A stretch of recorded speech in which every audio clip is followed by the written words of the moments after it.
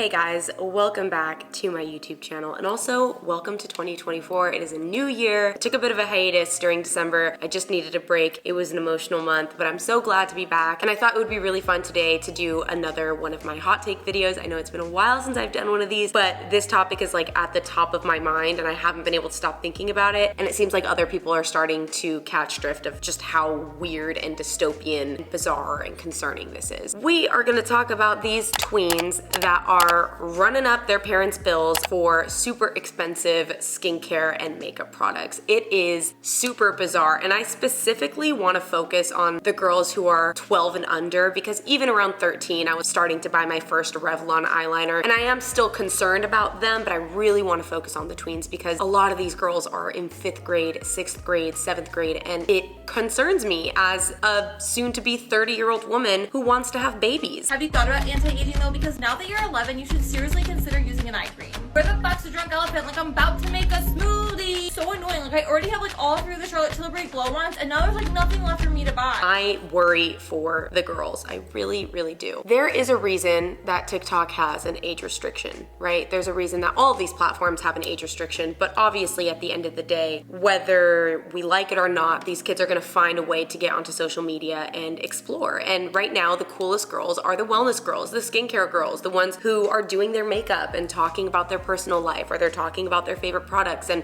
that is what is influencing so many of these young girls right now. The majority of customers are children under the age of 13 that have no manners. They go up to the sample section and quite literally destroy everything and make a huge mess that they don't even bother cleaning up. It's not like they can ban 10-year-olds from coming into their store. Not to mention, people in the comments section were saying things like when they were 10 years old, they were playing with Barbies and watching Rugrats. Meanwhile, nowadays they're putting on a full face of makeup and are wanting to grow up faster and faster. And while it sounds harmless in the process to just consume this content from people even like me sharing my favorite products, although I doubt that I have 13-year-olds watching my content, there are girls with millions of followers who these young girls are obsessed with. And it's becoming a little bit concerning and a little bit weird. I remember the first time I saw like a young girl doing a get ready with me, and I'm gonna assume she was 11 years old. I mean, she was a baby. You know, she talked like a baby, she looked like a baby, she was just a sweet little baby. And this girl had everything. She had more products than I do. She had Garcia, Drunk Elephant, NARS, Charlotte Tilbury, you name it. And she's like, okay, next we're gonna do this, and I'm just practicing my makeup for my first day of school, and my birthday's tomorrow, and this is what I'm gonna do for my 11th birthday. And I was like, this is crazy. And I remember I sent it to my boyfriend because I watched the whole thing because I was so captivated. This young girl posted this, I don't know, 4-minute long video of her doing her nighttime skincare routine and playing with makeup and having hundreds of dollars worth of products. The video ended up getting privated, so I was like, oh, this must have just been like a one-off situation of this girl, and this can't be a normal thing. She probably got in trouble with her parents. But then, because I engaged with that one video, a few more popped up. And since I've only maybe seen 3 or 4, but this is a whole thing now. I mean, there are these young girls getting hundreds and thousands of likes on these videos, millions of views on these videos, and they're like, do my skincare with me. I am just naturally starting to worry for their well-being over the course of the years. When I was 11 years old, my first introduction to makeup was like a Wet n Wild makeup palette that my mom had. And I used a white eyeshadow because I think I had read in my 17 magazine that white eyeshadow makes your eyes pop. I was probably 11 years old. And I just literally took my finger and smeared it across my eyes. And I remember I was like, I am so beautiful. This is revolutionary. I can't leave my house again without this white eyeshadow on my eyes. It felt very game over. So imagine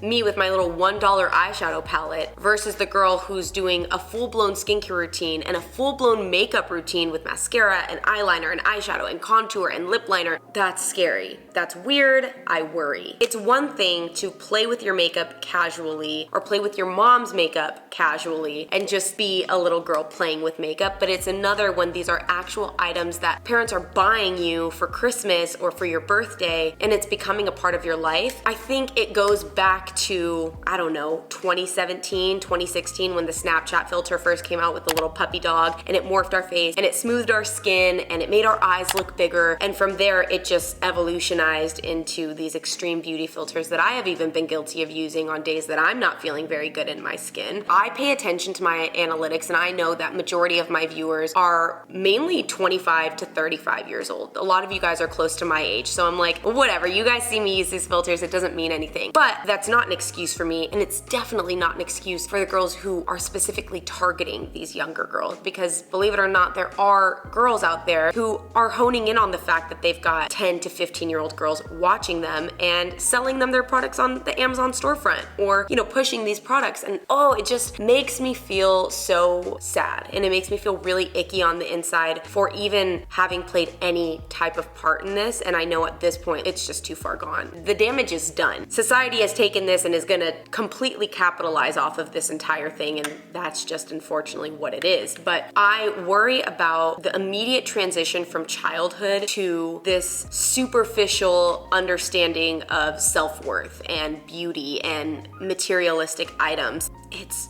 just bizarre. And I also worry about how it's shaping their priorities when it comes to materialistic possessions as opposed to just like personal development, growing as a child. And I do feel like COVID is a big reason for this. I feel like COVID played a huge role because so many people were isolated. So many of these girls were stuck at home on TikTok. But think about it, they had to be like 7 or 8 years old. They were just waiting for their chance to get out there and start playing with makeup. And I'm not trying to criminalize this, right? I'm not saying like, ew, you're 11, you're scary. I'm more so like, ew, why are we normalizing this? Why are we letting these girls feel like this is normal and this is okay? And we're like, oh my god, you look so cute, slay, babe, slay with your $500 makeup routine and your $50 blush. Like, no, not slay. Not slay at all. It's just crazy that these young girls are being exposed to adult beauty standards, which is already such an issue in and of itself. But now it feels almost like they're being exploited for financial gain and for success of the brand, whether we like to admit it or not. And for example, the first time I asked for a NARS blush, I'll never forget this. I was 16 years old. For Christmas, I asked my mom for the NARS Orgasm blush. That was already so embarrassing, but she got it for me. But that was the first time I asked for a super expensive makeup product, and I started buying MAC makeup and all those things when I was about 15 to 16 years old. I was just getting like eyeshadow, and I was learning to play with something that was a little bit more pigmented and higher quality than what I was used to. But now, I mean, we're seeing 7-year-olds even, 8-year-olds, 9-year-olds going to Sephora, and their mom's like, hey, what's on your wish list this year? And they're like, this product from Drunk Elephant. I also really want this Chanel perfume. When I was 10 years old, I wanted Barbies. I wanted a shopping spree down the toy aisle is what I wanted. That was only 10 years ago.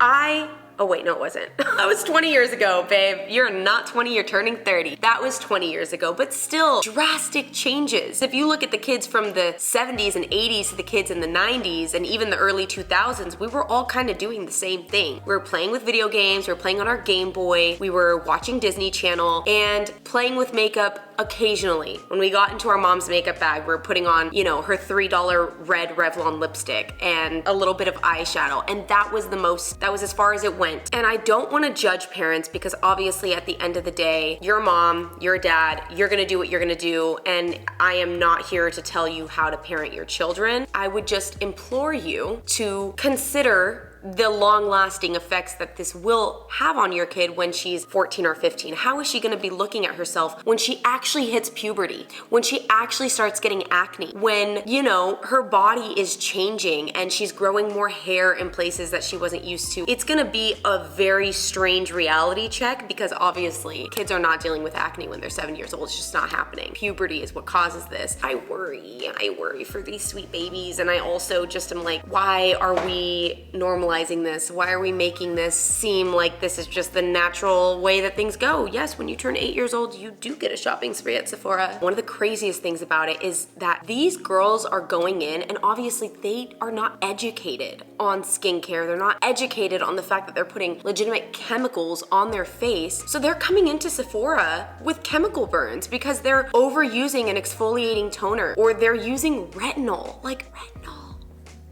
8 years old. I started using sunscreen on my face regularly 2 years ago. Neither of us are right. I should have started using sunscreen when I was like 18. I mean, maybe like my entire life I should have been.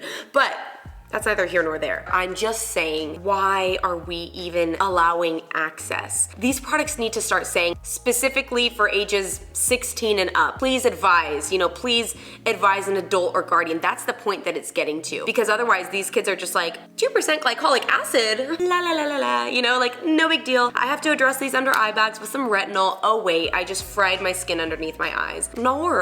Like literally no. We are giving these girls a completely distorted sense of beauty. We are teaching girls at 8 years old that in order to be seen or perceived as beautiful, you need to have a very expensive skincare and makeup routine, and your natural you is okay, but you're prettier with the makeup on. You're prettier with the face filter on. It is to the point where I was literally scrolling on Lemonade. If you guys don't know what Lemonade is, it's like Pinterest meets TikTok. I don't know, I love the app. It's like when you want to watch TikTok videos but you don't want to watch, you would rather just like look at pictures. It's Pinteresty. I don't know how to describe it to you guys. It's really good. But the more I am on there, the more I realize that there are little young girls on there. These girls are saying things like, tell me how to be prettier. That's like a trend happening on Lemonade. Tell me how I can be prettier and be honest. It's kind of giving like when we were on MySpace and even Facebook saying like, rate me 1 out of 10.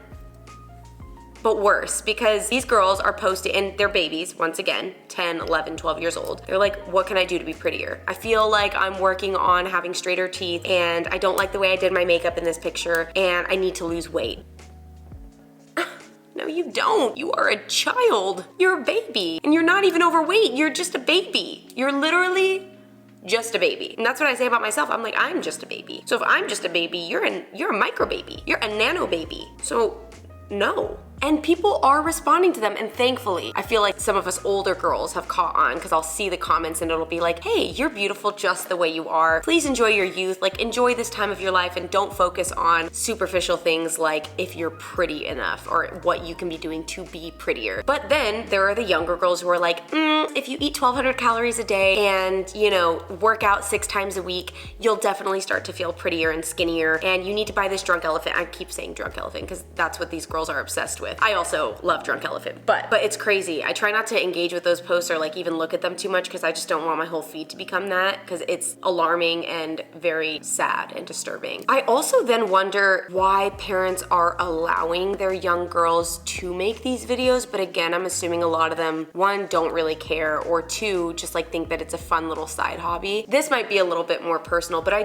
can't help but think about the other girls who are still their age, but in a different tax bracket. Their families cannot afford to buy them these nice products, and so now not only do they want these products, but they can't afford them, and they're seeing all the girls in their school and in their class are the ones who have more money wearing these products, talking about these products. So not only are they already feeling like FOMO and left out because this is becoming a normal thing, but they're also not loving themselves the way they are and feeling like I'm never gonna love myself the way I am because I can't even afford these things. And finally, I wonder about the stress that it's putting on parents financially as well. I couldn't imagine the financial burden and stress that I would have put on my mom at 10 years old, begging her to buy me a $60 moisturizer. That was just something that was not realistic. It was not feasible with the tax bracket that we were in. I mean, we were living in a place where my mom would give me the bedroom and her room was in the living room. Her bed was set up in the living room. Could you imagine if I can't? I mean, I think I would have been smart enough to never do that. Maybe it's a good thing. Maybe it's a good thing that they have to deal with this feeling of like, oh, I want these products, but I can't have them, simply because of the fact that they're not getting such easy access to them. Maybe this is doing them a favor. And yeah, sure, explore with Cetaphil, explore with Wet n Wild and LA Girl. Like, that's the stuff to be playing with as a young girl. I just can't help but get lost in the psychological impacts that this is going to have on our youth, how much worse it's gonna get, and how much more intense the filters are gonna get. I think at this point it is becoming enough of a discussion that's circulating where maybe parents are gonna start to second think when their 8-year-old presents them, $500 wish list from Sephora. But also, like, again, I feel like the problem is so big now that how do you even stop it? It's already taken on a form of its own. These parents can try to stop giving them the expensive makeup and expensive skincare, but it doesn't change the fact that they've either A, already had a taste of it, B, are gonna continue to be exposed to it. They're still just gonna want it. And I feel like more than ever as a content creator, I am working, even though I don't have these young girls in my demographic, on the off chance that I influence a girl who does have a younger demographic, or a young girl does see my videos videos, it just makes me want to be more careful about talking about things, about talking about Botox or getting face filler. I mean, that is also a whole topic in and of itself. I am also a product of, you know, unrealistic beauty standards, and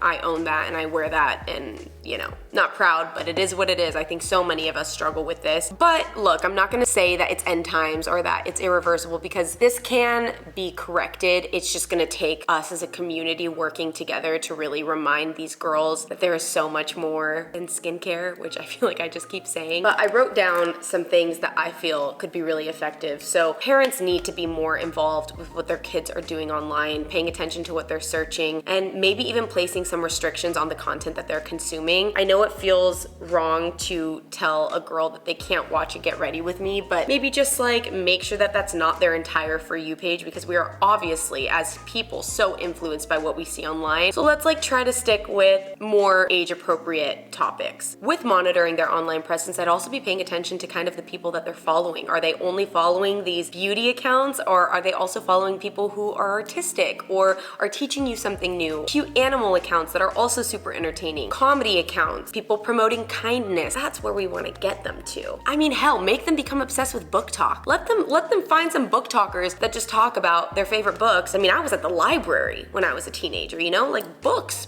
are great. Become literate, well-read. I think another part of the issue as I'm talking about this too is that now being a content creator is such a hot topic and it's such a hot career. It's like a thing that kids are saying in the classroom. Like the teacher's like, what do you want to be when you grow up? And she's like, I want to be a content creator. Most young girls feel, well, in order to be a content creator, the only thing that I can interestingly vlog about is my makeup routine or my hair, because what else are they gonna, they're not gonna do a day in the life and potentially exploit all of their other younger friends whose parents aren't okay with them being online like that. So they then feel like their only option is to talk while doing skincare or talk while doing makeup. There are so many other options. They can also talk about the book that they read. I would love, oh my gosh, could you imagine doing a review of Dear God, It's Me, Margaret?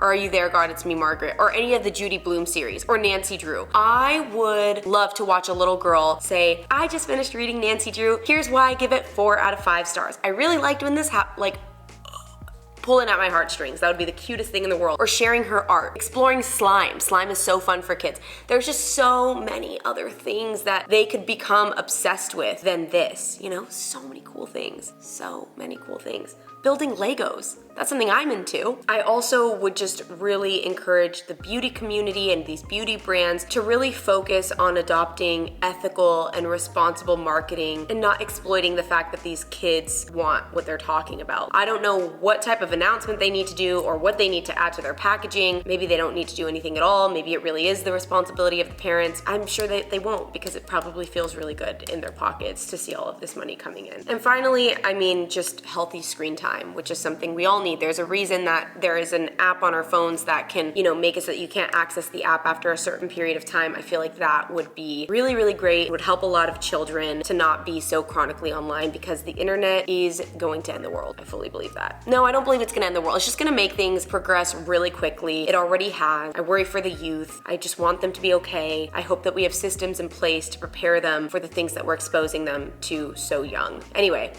I hope you guys enjoyed listening to this video. I would love, love, love to hear your guys' input on this. I'm sorry if I sound abrasive at some points. This has just been a very strong topic. I feel like oftentimes on YouTube, I'm trying to speak with a filter because I don't want to piss anyone off. I just have to talk about this transparently, and I'm gonna try to do that more because it's just my opinion. I love you guys so much. I will see you guys in the next video.